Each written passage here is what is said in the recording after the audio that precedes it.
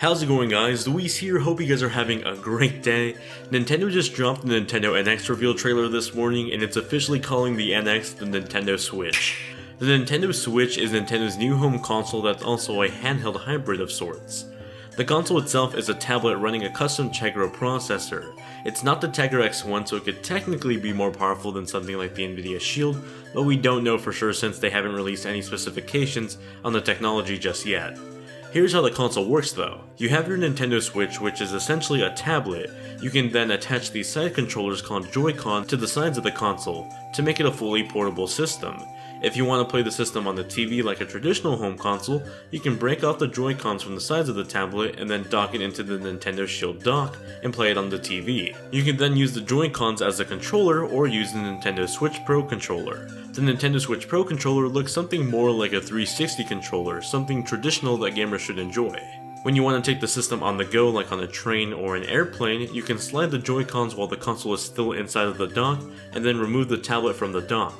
This will instantly switch the game from the TV to the handheld tablet and make it instantly available to you to play. The Nintendo Switch will be using game cards as their form of game media. They look like they're the size of 3DS cartridges, but it's yet to be confirmed if the Switch is backwards compatible with the 3DS. The Nintendo Switch console can be used as a monitor for the games. There's even a built-in kickstand at the back of the console. You can break off the Joy-Con controllers from the sides of the system and use them one in each hand, or use something like the Joy-Con grip accessory to turn it into a more traditional controller. If you want to play local multiplayer games with a friend, you can break off the sides of the Joy-Con controller and have each person use a single side as a single controller. In this way, the Joy-Con controller will have a single joystick, face buttons, and some shoulder buttons. It definitely doesn't look like it'll be the most comfortable experience, but it's something to show off that you can pretty much play all your games even with friends on a single device. Now, as far as the video games go, we saw Legend of Zelda Breath of the Wild gameplay on the Switch, but we also already knew that this was coming to the Nintendo NX or the Nintendo Switch. However, we also got to see a port of Splatoon and Mario Kart 8 on the Nintendo Switch, both of them featuring extra content. On Mario Kart 8, for example, what we saw were new characters like King Boo, so it's safe to assume we'll be getting more content on these Wii U to Nintendo Switch ports.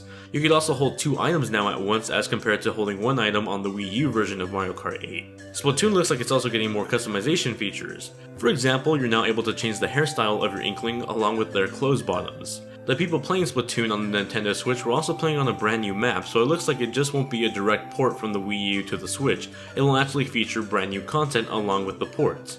We also got a first look at the new 3D Mario game in the works for the Nintendo Switch. It looks like it's running off the same engine that was used to make Super Mario 3D World for the Nintendo Wii U. The only difference is that this looks like it uses different camera angles to provide a different perspective in the gameplay. As far as third-party support goes, here's the official list of Nintendo Switch partners right now. Some notable ones specifically from the West are EA, Bethesda, and Activision. I was honestly not expecting any of these companies to support the Nintendo Switch.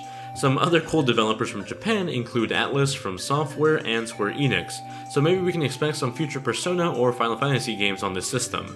Maybe Kingdom Hearts 3 if we're lucky, fingers crossed. We did get to see a few third-party titles running on the machine like Skyrim Remastered from Bethesda and NBA Live from EA. Judging by the gameplay we got to see, it looks like both titles run pretty well on the Nintendo Switch with no sign of lag at all.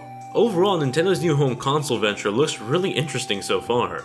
I'm definitely excited to see what software can be running on this machine as we learn more about the internals of it, but the one thing I do want to note is that Nintendo isn't competing with the PS4 and Xbox One with this machine. Instead, it's entered a new market, the handheld market, something they've been pretty successful at for the last decade or so with the DS and the 3DS. Will it get all the third-party support it needs that the Wii U lacked? Well, that all depends on the sales at launch, but I will say this, I'm definitely excited for what the future holds with this machine, and if you are too, be sure to subscribe down below to be kept up to date with all the future Nintendo Switch news, including videos on this channel. Thank you all very much for watching. Let me know what you guys think of the Nintendo Switch below. Are you picking it up? Are you excited for it? Do you not care? Let me know in the comments below, and I'll see you guys in the next one.